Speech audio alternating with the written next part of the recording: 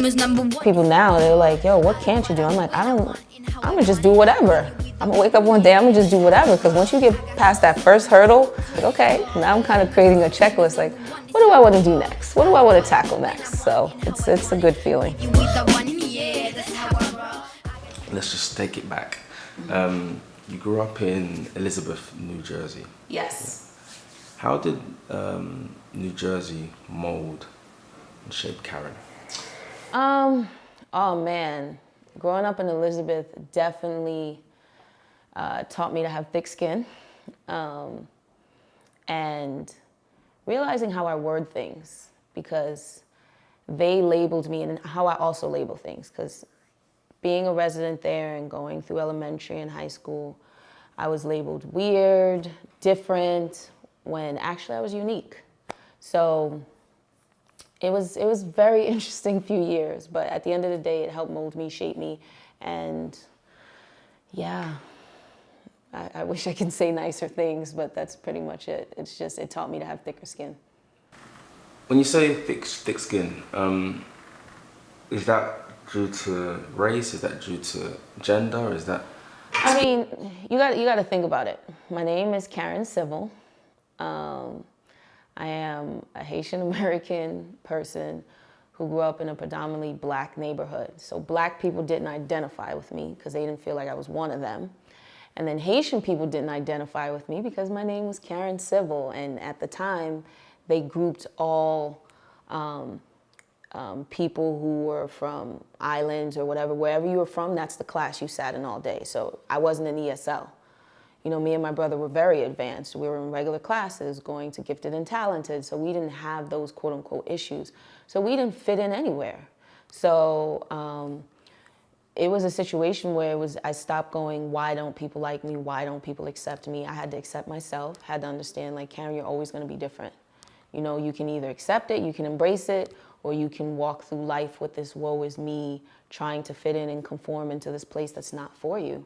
And it took me watching Cinderella to have this notion of like her sisters trying to put their foot into the shoe, into the glass slipper, and it's like, yo, this is not for you to, this isn't for you. So I had to remember like these ideas and these things, these thoughts that people had for what my life is, who I should be. Like, it's the same thing, like, Karen, you don't fit into this mold, and that's okay. So certain people can look at it like it's a negative thing, but I looked at it as a positive thing. Like, thank you very much for teaching me very young that I do not belong, that I do not fit in. And it goes back to the labels of, you called me different. I thought I was eccentric. You called me weird. I thought I was unique. So it's taking a negative label and switching it to a positive. You started developing sites in college, correct? No, younger than. Tell me a bit about that. You know, when you grow up in an urban environment, you're supposed to listen to hip hop and everything else, and I didn't at the time. It's just, I liked Immature, I liked the Backstreet Boys, I just had a different love of music. So now here I am online with people who have things in common with me. So the first thing for me was to create, I created a site for J.D. Williams, who was like, he's an actor, and I was like so in love with him. I was like, oh, we're about to get married. He's from Newark, New Jersey, like right there. This would be perfect. I can just talk about all the stuff because he didn't have a site. So I created a Yahoo group for him, and then I found the Backstreet Boys. My brother came home one day with a Teen People magazine for me and was like, huh. I was like, who's this? He was like, you should check them out. And then from there, I'll Never Break Your Heart was just all of a sudden, after I got that magazine, I'll Never Break Your Heart was always coming on the radio. So then I just became the biggest Backstreet Boy fan. I wanted to know more information about them. And as I learned more information, I was like, hey, maybe there's somebody out there in the world who's like me, who wants to know more info. So I created a site for them. And I think, I don't even think, I know that was the best thing I could have done, because it opened up my mind to just meeting people who are just so different from me and having that conversation and seeing this is bringing us together. And then getting to meet them off of the site just let me know, like, the internet can give me what I want. So it's just continuing to work towards it when people didn't see it. So, yep, 1997 was a great year for me.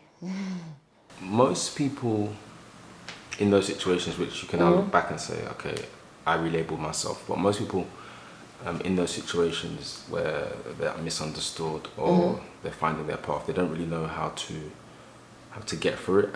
What was driving you? What was your inspiration during that period? Oh, I have an incredible mom.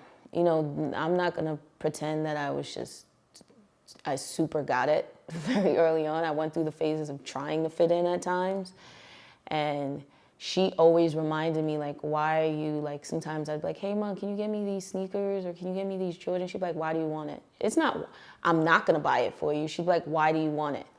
And if the answer didn't satisfy her, that's what her response would be, or that would be the yes or no, that would break it. So if it wasn't like, oh, because I really want them, I'm gonna look cool in them.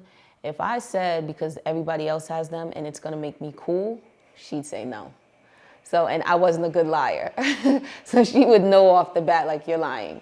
So for me, it was my mom, because she wasn't pushing this, oh, I want you to be this way, I want you to be like this, and X, Y, Z. She did it for a very long time, and she realized I wasn't happy. So she was like, you know what? I'm gonna just let her go, because I'd rather her be happy in my home and I have a better understanding of her than to change her to something she's not. She's not talking to me, she's quiet, she's being antisocial and everything else. So she didn't want me to like shut her out. So that was her biggest thing, and that really helped me. It's just the strength of my mother. You know, my father obviously was in the picture, but he didn't really know what was going on. So he was working very hard and not really paying attention in certain things. So it's just my mother's love got me through it, honestly.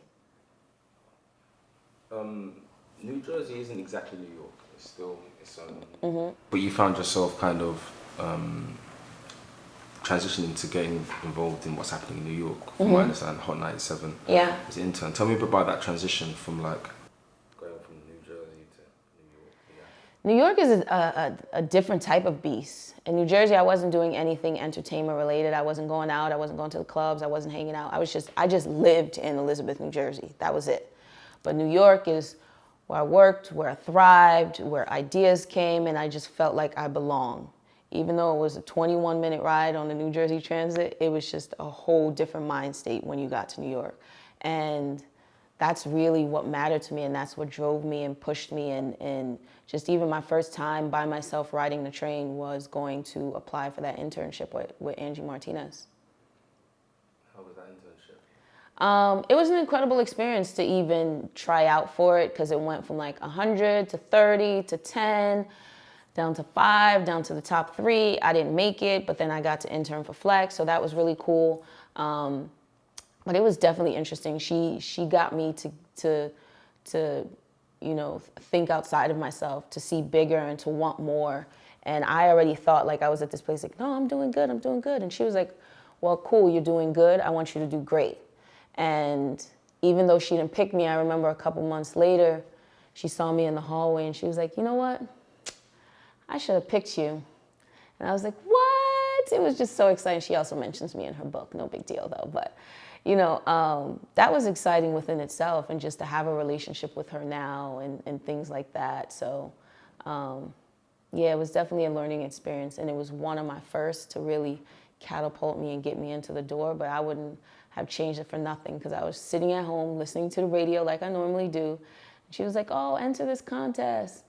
And I remember my friend called and she was like, what are you about to do? I was like, let me call you back, because I'm about to go on the internet. This one you had to do dial-up. It's not what we have now. And I was like, I'm about to go on the internet. She was like, why? I was like, I'm about to enter this contest. She was like, why? You're not going to win. I could have said, yeah, you're right, and sat on the phone and just had regular convo like we normally do. But I was like, nah, I'm going to call you back. So then I did the whole thing, sent an email, and literally like 15 minutes after I sent the email, I like got off the computer, because I said to myself, I was like, after I sent it, I was like, she may call me, so let me free up the line. And anybody who called, I was like, yep, let me call you back. My mom will call you back. I turned off all the ringers in the house because I did not want anyone on the phone. And then lo and behold, I get a call. I look at the call ID. It said MS Communications, and it was her intern at the time who won the year prior. Mike calling, he was like, Angie wants you to come up to the station. And I'm like, it went from there. So, what does Karen do? Karen does a little bit of everything, but I just say pretty much I'm a creator and CEO. And now you've got to a position where you're working with brands, you work with celebrities. I mean, most people get quite intrigued by the concept of moving in that dynamic, but making business through that. Where do you think that instinct came from? Seeing the business of... It was organic for me. Once I got the relationship with Beats by Dre, and here they are giving an influencer from New Jersey an opportunity to work with this organization and company because they heard about me through the internet. So again, here's the internet giving me what I wanted, and me moving to Los Angeles and seeing more for myself. I'm meeting people and running into people and being into circles I normally wouldn't be in, you know, and I'm getting to build and have these ideas. And instead of being comfortable in my position, I continue to grow. So, you know, I would use my time wisely. I wasn't always at every single party or anything. To me, if it wasn't beneficial and it didn't make sense towards my progress and my growth, I wasn't there. So it took me I was invited to this dinner by Twee Ann Nguyen, who was at Hennessy at the time. And this was probably 5-6 years ago. And she was like, hey, I want you to come to this dinner. And I had no idea who it was for. And I was like, great, you know what? Let me go. I'm not a drinker. I was like, let me go. I'll zhuzh my way through it, see what they're talking about. Usually, you know, people get intimidated by it, like, nah, I don't know if I could bring a +1. So I go. It's an intimate setting. It's people from Zagat and all these other things. And then here I am. And I was like, okay, they're doing Hennessy pairings and all this stuff. And I'm like, okay, I'm not really a drinker, but you know what? I'm going to make the most of it. Maurice Hennessy was there, and I did. I was like, you know what? I'm not going to conform and pretend to be one of them and like, oh, this is so good, and be pretentious. I'm going to be myself. I'm like, I'm not pretty much a drinker, but this is cool and this. And then I just started having regular conversation and dialogue. And from there, he was just like, oh, here's my card. I said, okay. And he was like, yeah, let's stay in touch. And his next dinner, everything after that, they just always made sure I was at. And he was like, yeah, if you want to bring people, I was like, I don't know if you want my people. And he was like, no, I like you and just the environment. He was like, you know, their stuff is cool, but it's a bit stuffy. So in case you want to just, you know, bring anyone. I was like, cool, well, I'm going to bring YG. I'm going to bring Nipsey. And I just started bringing a variation of people, and they loved it ever since. And that relationship right there, people were so confused, like, how are you friends and have this relationship with this 70-year-old something man who owns this brand? And other brands started to see it on social media, and they started reaching out. So it took that Hennessy relationship growing to Louis Vuitton, to Tiffany, to everything else under the spectrum. It started from there, and it was me walking into a room, being myself, not conforming and pretending to know the product and everything else. And it's just like really being myself, asking questions that nobody in the room was asking, and just, you know, letting my personality shine. You talk about walking into the room and having these conversations, and more importantly, just breaking down where you're starting from New Jersey, deciding to move into New York space, then going into these rooms with adults and different people. Yeah. How do you deal with fear? You're talking to somebody who's like super timid, to myself, very quiet. But when you get in this room, you think, this is special.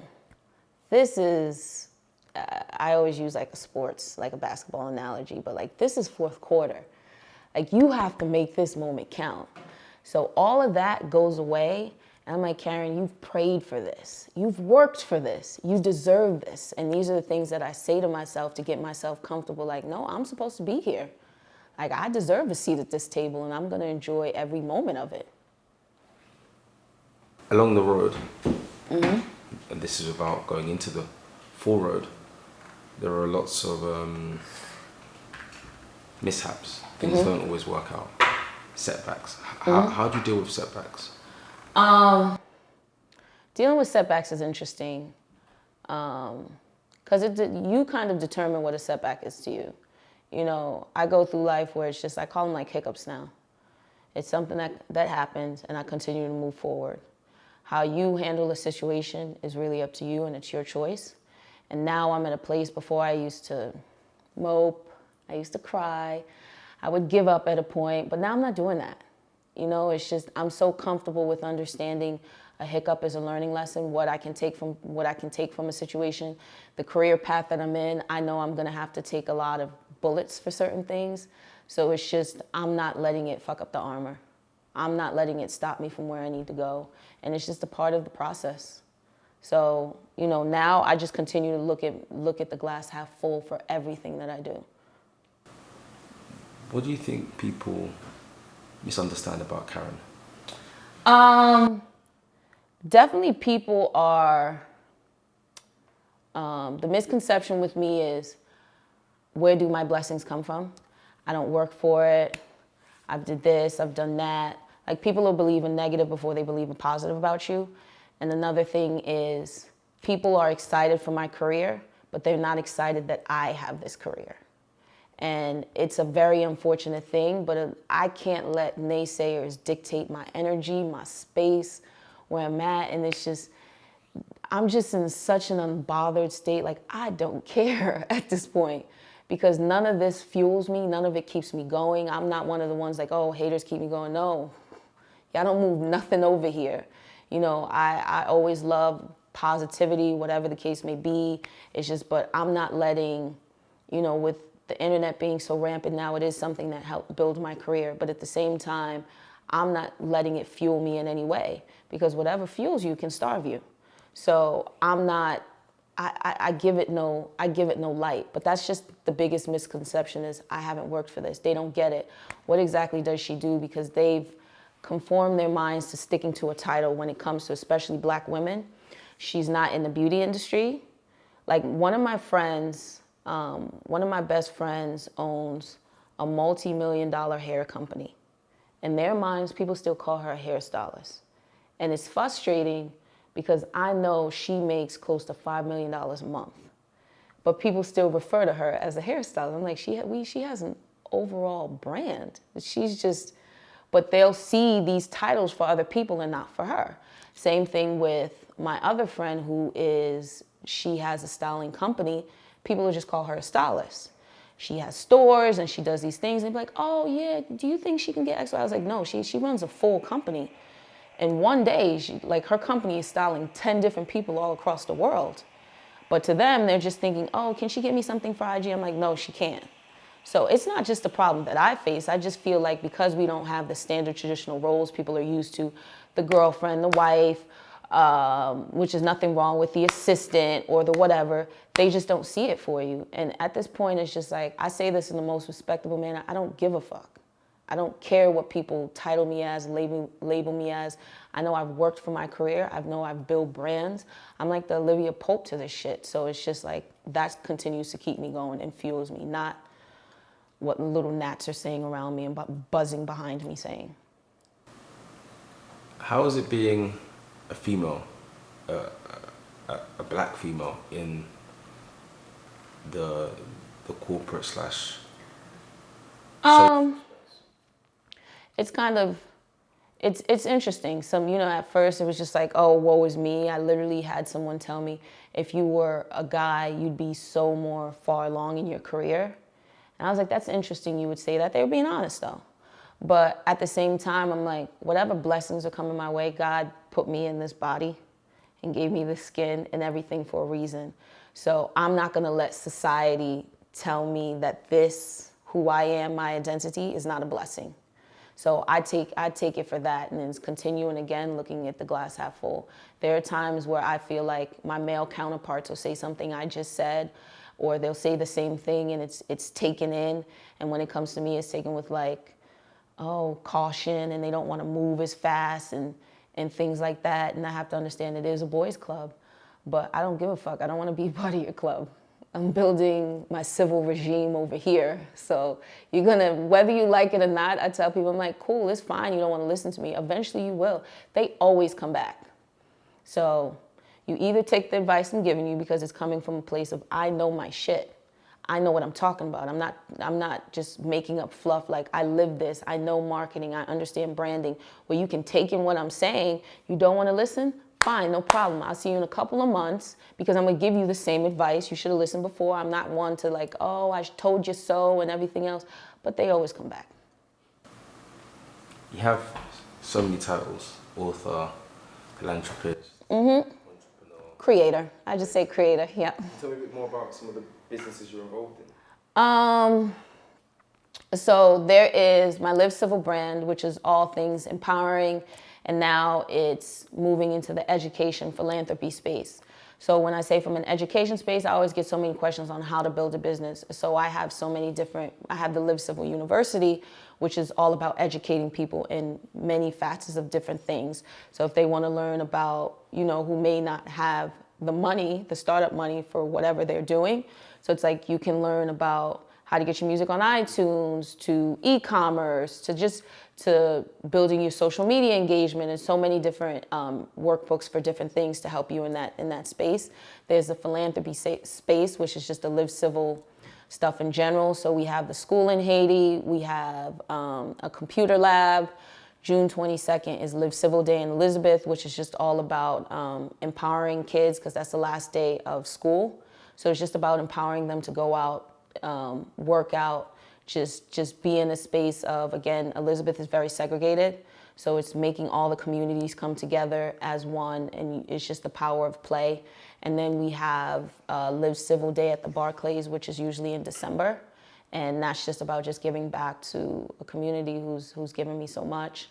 That's the Live Civil aspect. Always Civil is branding and marketing for different people. Right now we have, under the umbrella, we have Nicki Minaj, YG, Beats by Dre,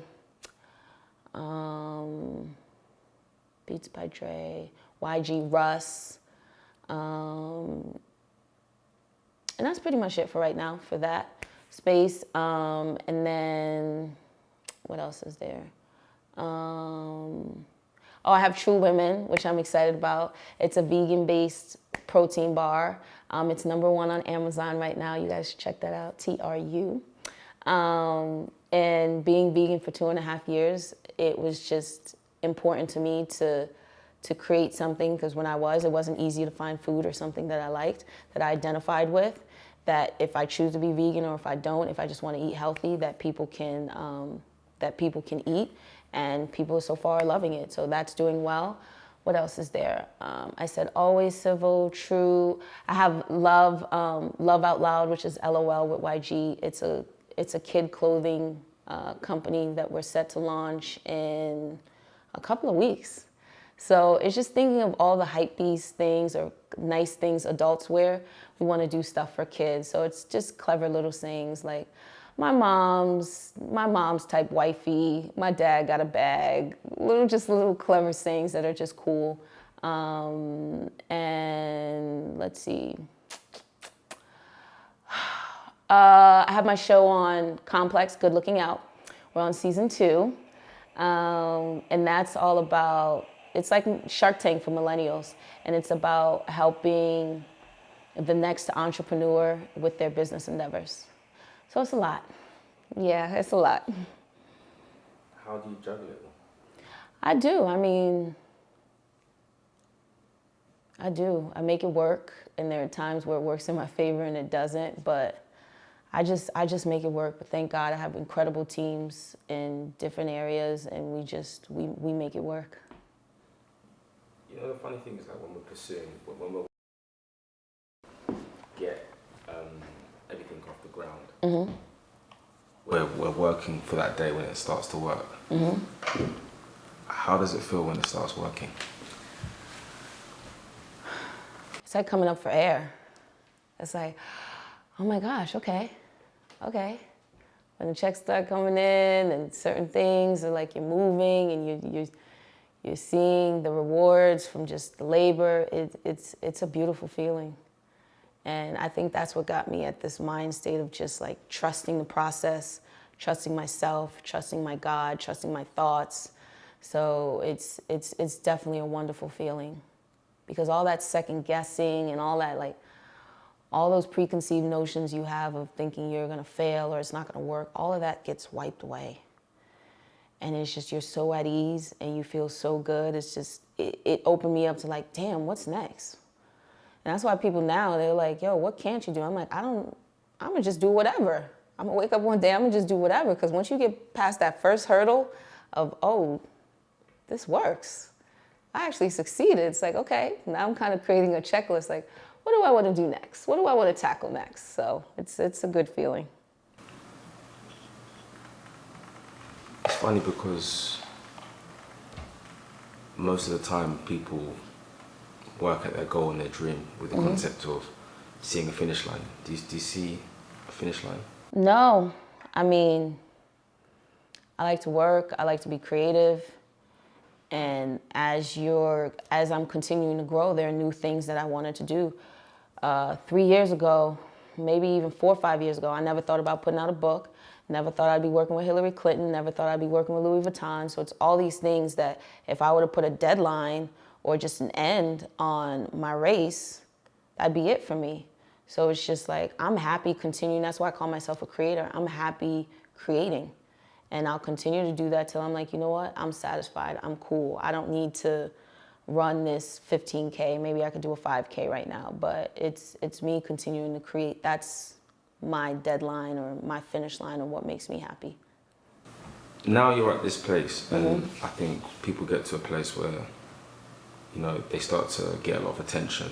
Clearly you have a really good following because you support, you give back. But at the same time, there's parties, there's dating, there's, you know, everything that comes with success. How do you balance all of that? It's definitely not easy balancing. I say it's like a seesaw effect. When I'm winning in one area, I'm failing in another. And that's unfortunate because I've had this conversation with my parents where they're like, oh, why aren't you married with kids? Because my brothers have successful careers, and they are. I was like, it's different. I literally can watch my brother come home, and he goes down to his man cave, and he plays video games for 2 hours. But now I'll watch his wife come home. She can't do that. She'll have 5 seconds maybe to pour herself a wine or a sangria, but she has to continue. Once you leave one job, you come home to another. So it's different. And I don't think people fully understand that. And it gets like where I have to build these walls around me, which is unfortunate because you don't know who's genuine. And in LA, it becomes very scary where it's like, I don't know if somebody wants to build a genuine relationship with me. And this goes for everything. So it's like, I don't know if they really want to be my friend. I don't know what type of energy they're bringing. I don't know if they're really here for it. It's once you got to start checking things off. I'm like, hey, nice to meet you. Okay. Are you here because you want a deal? Are you here because you just want some clout? Are you here because you want to get into the parties? Are you here because you want to be friends with YG, with Pusha, with Lil Wayne? I have like a whole checklist. Like as soon as you got to go through it. So it's definitely a process. It's not the easiest, but it's a lot of things I felt like I have to sacrifice in order to make my goal, in order to sustain things. And at times people don't get it. You know, I am sacrificing a lot of myself.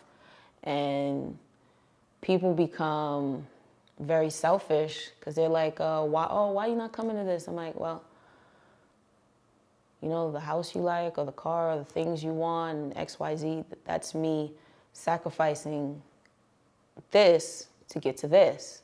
So it's like, pick what do you want? Like I can't, you know, people are still getting used to understanding like, okay, I have to understand this is her career, this is her life. They think you can just drop it and just, oh, I'm gonna go do X, oh, it's gonna run itself. It's not like that. And it's unfortunate, you know, I'm still going through the motions of trying to like let go and having a great team set in place. And it's definitely taking me some time, but it's not easy at all in any sense. Like I love my niece and nephew and I love spending time with them. And it's like, I usually take them for 3 weeks out the year. In the summertime. So they stay with me, they go everywhere with me. And it's like this year I can't take them. And, you know, I had a conversation with my brother. He's like, oh, well, why can't you take them? And I'm like, well, I'm gonna use this downtime because I need to, you know, focus on my health and XYZ. And he's like, well, they'll be with you. I'm like, what? Like not how are you feeling? What do you need? None of that. It's, you want me to take your kids. So, and you're not gonna drop them off with no money. So it's like, I'm gonna have to make a whole itinerary. And these aren't kids that sit in the house. We don't do that. Every day is something. I have to take them somewhere and do something because they look forward to this. And it's like, you don't even get or respect that I need a minute. And that is a lot where it's just like, because you're so selfless, people around you become selfish, and you have to teach them like, hey, I need a minute to myself. I need to be okay. Because at times when you are the superhero to so many people, people don't feel like, you deserve a superhero. Like, it gets frustrating. But again, I just continue to look at the glass half full and still try to make time for myself. Still try to pour back into me, because nobody wants an empty cup. So I just continue to pour back into me, give myself the love and light that I give give to so many others. You've been in the industry for well over 10 years now. Mm-hmm. What's one of the most important things you've learned from I wouldn't just say the industry, but in life? Oh, not to take things personal. For so long, I'm like, I would do the why and the woe is me, and now I just don't take things personal. And that's really it. I wish I could super divulge into examples, but it's just, I don't take things personal. I have to remember in this world, there are, and I say this in the most respectable manner, but I'm like, in this world, in this industry, there are 4 different types of animals. So there are eagles who soar. There are crabs who bring you down. There are snakes, and you know what they're for, to bite, to whatever. And then there are chickens. So it's like, what do you choose to be? And that's the place I put people in who do certain things. I'm like, okay, you're doing what you're supposed to. Like, you're a snake, you're doing what you're supposed to. You're a crab, you're pulling me down, you're doing what you're supposed to. So I make sure I just surround myself with eagles. Where do you see yourself in 5 years? Well, I mean, have we won the election, I'd be in DC right now. But I don't really know. I'm open. I'm open to continuing to grow my brand. Just with True, just with LOL, with Live Civil, Always Civil, but it's just continuing to grow my brands in many different platforms. And what would you tell your 5-year-old self? At 5? What would you tell your 5-year-old self? Pick up cookies and milk. I wasn't like, life was easy at 5. I mean, continue enjoying life. I think I was peaceful at that time. There was no issues. Maybe my 13 or 14-year-old self, you want to say? Yeah. Oh, don't worry about conforming. Don't worry about like the now. We get so caught up in, I just remember in high school, in elementary school, it was like the it kids and like not fitting in, and just not even not fitting in, it's just like not being one of the cool kids, or just worrying about what they labeled me as and thinking this mattered. It was just that moment in time, and it was so much more to life than after that. And realizing, Karen, it's so much more to life than that moment you think is so terrible. So it's just not letting certain things get to you, and not giving it the attention that it deserved. I understand that now, but I wish I would have fully engaged in that attitude at that age and been more carefree then. Last one. So, a lot of people, I think the perception these days is that we're all bosses straight away. Oh yeah, I mean, yep. I'm the boss. Yeah. I mean, that's what Instagram's for. Instagram's your fantasy. You create the life you want for yourself. You let people know what they want. And sometimes I think, people use the boss mentality as they're speaking into existence. Like, I want to be a boss. But everyone just says they are. I'm like, no. So you're working towards attaining that title, and it's, so many people get stuck on it. But you've clearly put years into this, starting as an intern. Mm-hmm. And I think a lot of us don't promote the process of starting from somewhere, because everyone wants to be the same. No, the process has always been there. It's just social media is big now, and you don't get to see it. If social media was big 10 years ago, you would have saw my process. I mean, if you look back on my Instagram, you see my process. You see me sitting in a cubicle. You see me at a desk. You see me at a desk before you see me in the office. So it's what people choose to see. I've always highlighted my process, since creating my social things of that nature. It's what people decide they want to see or what they want to engage in. But it's always been there. But now, social media is rampant. Everyone's successful. Everyone's rich. Everyone has $1 million in their bank account. That's what they want people to see. And that's the quote unquote perception of what everyone's living. We know that. We know that's not true. But again, I'm not focused on what's happening to my left or to my right. I'm focused on my journey. And I think that's the thing that's missing with a lot of us who are just entrepreneurs or millennials who are growing. We're like, oh, well, look, this person just bought this or this person just got that. That's great for them, but what are you doing towards your goal in your career? Like, my process has always been there. It's never gonna change. I've always showed you me sitting at that desk, me just getting that interview, me like, when I first got here, I had a Nissan Altima. Like, I've never hid these things. You know, I've always spoke on them. And it's people choose what they want to divulge and what they want to take in, you know, and what they don't. That's up to them. But I've always been upfront and spoke about when I do these panels and I do these things and I do these interviews. I moved to LA and I was sleeping on my friend's couch. And then me and her used to share a bed till I got my room. You know, I wasn't rushing like as soon as I need to get here, I need to get an apartment, I need to switch up my whip, I need to do X, Y, Z. I wasn't living for everybody else because everybody else was driving a BMW. People like, yo, you got to get a Benz, you got to, you got money now. I'm like, what does that mean? I need to invest this money back into me. I'll get that in due time, but that's me not following everybody else's process or me worrying about like conforming to what people think, you know, you're in LA now, you living it up. I'm like, no, I'm still grinding. The first year, I'd say I was still grinding. People aren't gonna make me, I've had people like throw it back at me and try like, oh, she's in LA, she's not doing nothing. Oh, she's on so-and-so's couch. I'm like, it's better than what you're doing. You're talking about me. So I'm okay. I'm okay with that process that I had 8 years ago when I moved here from sleeping on somebody's couch to buying my condo that I have now. I'm okay with that. So the process, again, has always been there. It's what people decide they want to take in.